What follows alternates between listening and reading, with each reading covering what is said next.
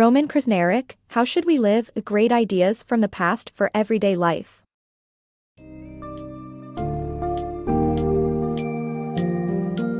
And How Should We Live? Great Ideas from the Past for Everyday Life. Roman Krznaric invites readers to explore connections between the past and our present-day experiences. By drawing upon ancient wisdom, the book urges us to reevaluate various aspects of our lives such as love, work, leisure, and even death.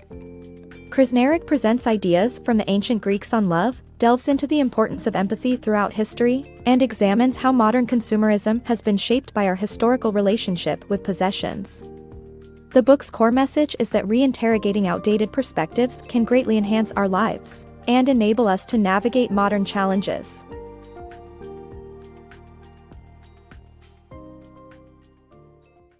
Love in different forms. Our present-day concept of love is too narrow-minded. The ancient Greeks had 6 unique types of love, but over the centuries, they merged into one. To find love, we need to go back to the Greek way of thinking and spread our emotional needs across different individuals. Finding love can be a difficult and frustrating experience. We scroll through dating apps, go on endless awkward dates, and end up alone. This could be because we expect one person to fulfill all of our emotional needs. However, emotional needs are complex, diverse, and too numerous for one person to meet. The ancient Greeks had a different approach to love. They identified 6 distinct types of love: eros, philia, ludus, pragma, agape, and philotia. Each type of love fulfilled a different emotional need, making it easier for the Greeks to find love. Unfortunately, over time, these 6 types of love merged together. The medieval literature of Arabia popularized the passion of eros and combined it with the selflessness of agape to create courtesia, or courtly love. Chivalric culture expected knights to perform noble, selfless deeds in the name of passionate love. The Dutch made these passions central to marriage and combined them with the philia and pragma that spouses grew to have for each other. Finally, the 20th century brought the narcissism of philotia, as love became tied to consumerism. To find true love, we need to undo over 2,000 years of history and look for different individuals to fulfill our emotional needs. We must go back to the ancient Greek way of thinking and realize that one person cannot meet all our emotional needs. By spreading our emotional needs across different individuals, we can recreate the diverse and fulfilling love of the ancient Greeks. The Evolution of Housework and Dinner Conversations. Discover how social conventions have shaped the roles of men and women in housework and the reasons behind the decline of dinner conversations in modern families. The word husband originated as a man whose work was mainly focused on the home, just like a housewife with whom he shared domestic duties. However, this concept has evolved over time. During the pre-industrial period, men and women generally shared house chores, but the Industrial Revolution forced men to work in factories, making house chores a feminine duty. Today, housewives outnumber househusbands by 40:1, making it appear natural. The good news is that gender equality has begun to change this. On the other hand, the lack of communication during meal times is rooted in history. Segregation, eating in silence, emotional repression, and technology are some of the factors that have contributed to this decline. Couples often watch TV instead of genuinely conversing. There's still a long way to go before we reach the same levels of equality experienced during earlier times, and families must strive to create meaningful conversations during meal times to foster strong relationships. Embracing empathy. Contrary to the popular belief that humans are naturally selfish, scientific evidence suggests that empathy comes naturally to people and even evolved to help our ancestors develop communities. Empathy broadens our evolutionary horizons and can help us as individuals, as it has helped historical figures like George Orwell, C.P. Ellis, and Thomas Clarkson. By experiencing, conversing, and taking social action, we can embrace and engage our empathy to change both our own perspectives and the lives of others. Rediscover purpose at work. In the past, most items were produced by individual craftspeople before the division of labor. The economist Adam Smith suggested dividing complex work into stages, which increased productivity but eroded engagement. To regain a sense of purpose at work, history suggests 4 purpose-providing templates. We should work towards meaningful goals, like Viktor Frankl's determination to finish a series of books even in concentration camps. We can also find motivation in helping others, as Albert Schweitzer did. Earning respect and recognition or using our full skill set as generalists are other ways to find engagement at work. By following these templates, we can rediscover purpose at work and feel fulfilled by our roles. The history and future of time. Time has evolved from a tool to track agricultural cycles to a social control mechanism during the Industrial Revolution. The growing obsession with time has led to a society that moves at an ever faster pace. We need to reimagine our relationship with time by limiting our short-term thinking, slowing down and considering the impact of our actions on future generations. The evolution of consumerism. Until the 18th century, a consumer was considered wasteful and consumption implied the wasting away of the body due to tuberculosis. However, with industrialization, the accumulation of wealth led to a shift in our perception of money, with material possessions becoming status symbols. By the end of the 19th century, shopping and lifestyle merged, and modern life was defined. The first department store, Bon Marché, opened in Paris in the late 1800s, paving the way for modern shopping malls.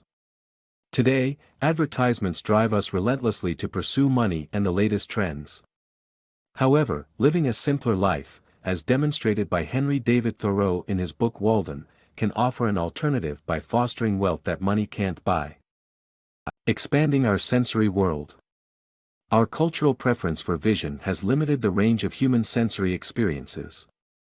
However, recent discoveries have confirmed additional senses beyond the traditional 5. The dominance of vision in Western society is cultural rather than natural and has led to a deprivation of a potentially broader sensory experience. Kaspar Hauser's story shows that our sensory preferences are learned and can be developed through experience, leading to a more vibrant life. In Western society, vision is king. However, recent scientific discoveries have confirmed Plato's idea that humans have more than 5 senses.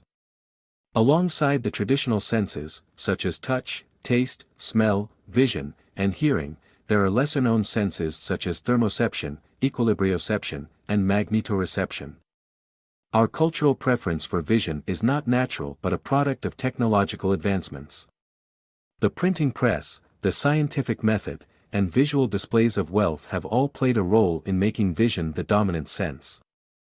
This preference for vision has resulted in a deprivation of potential sensory experiences. Kaspar Hauser's story is a prime example of this. Having been raised in isolation, Hauser possessed extremely heightened senses. As he assimilated into society, his sensitivities faded, showing that our sensory preferences are learned and can change. We need to cultivate a broader range of sensory experiences, such as the smell and texture of our food or the sounds and smells of our neighborhoods. This allows for a more vibrant life, where we can perceive the world in different ways. In conclusion, expanding our sensory world beyond just vision can lead to a more fulfilling human experience. Our sensory preferences are learned and can change, leading to a broader range of experiences.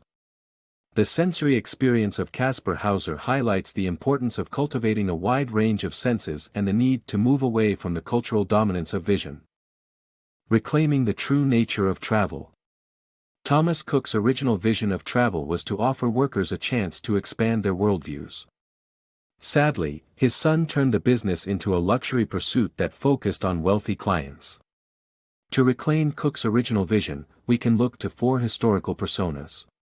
The pilgrim, nomad, explorer, and tourist, each with their unique characteristics and ways of thinking about travel. A pilgrim travels toward a destination on foot, potentially having a profound effect on both your life and the lives of others, as seen with Satish Kumar's protest against nuclear weapons. The nomad, rather than exoticizing a people's way of life, spends quality time with friends and family out in nature and travels through different environments. The explorer, like William Cobbett, learns about the effects of industrialization by keeping an open mind and exploring what's out there, confronting preconceptions and ultimately changing worldviews. Lastly, rather than following someone else's agenda, we should experience people and places on our terms to reclaim the true nature of travel. The significance of our connection to nature.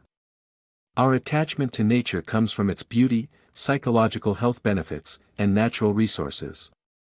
The Romantic movement transformed our view of nature from something scary to something magnificent. People have a natural tendency to be drawn to nature, which is scientifically called biophilia and comes with various health benefits. However, we have exploited nature as a commercial resource, leading to the end of nature. The solution is to change our attitude toward nature and turn back to the nature we once knew before it's too late. Questioning our beliefs. Our beliefs are personal values that shape our relationship with the world. We rarely question the validity of these inherited beliefs, but it's essential to do so. Our upbringing has a lasting effect on us, and we should be ready to change our beliefs. Tolstoy's case shows the importance of scrutinizing our beliefs and following our moral compass. The evolution of creativity. Creativity is a vital part of our evolutionary activity, as seen in an experiment with a chimpanzee. However, it wasn't until the Renaissance people became comfortable expressing their individuality that the genius of man was declared. The belief in God-given talent persists today, leading people to think creativity can't be taught. To rediscover our creativity, we should bring a craftsman mentality to our work, as exemplified by William Morris and the modern DIY movement. Death and life. Death was once a natural part of daily life where memento mori reminded people of mortality and equality in the face of death. Medieval cemeteries, where people sold their wares and children played, led historian Philippe Aries to claim that people during that period were the most in love with life. Today, those who have faced near-death experiences have transformed to live their lives to the fullest. However, most of Western culture has hidden death away from public view, making death a more modest affair. Cremations have increased, and cremated bodies are much less likely to be given monuments. This shift in attitude towards death has distanced us from life. Breaking the taboo and redefining our relationship with death through open conversation and public ritual may be the solution to this.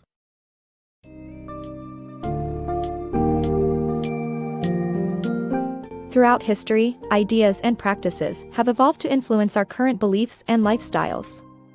Krznaric's book highlights the importance of revisiting these historical ideas to find solutions to contemporary challenges. By examining topics such as love, empathy, work, our relationship with nature, and the role of death in our lives, the book encourages us to reflect upon past wisdom to better understand our own lives. Reassessing these historical concepts will not only help us cope with the modern world but also enhance our experiences and guide us towards a more fulfilling life.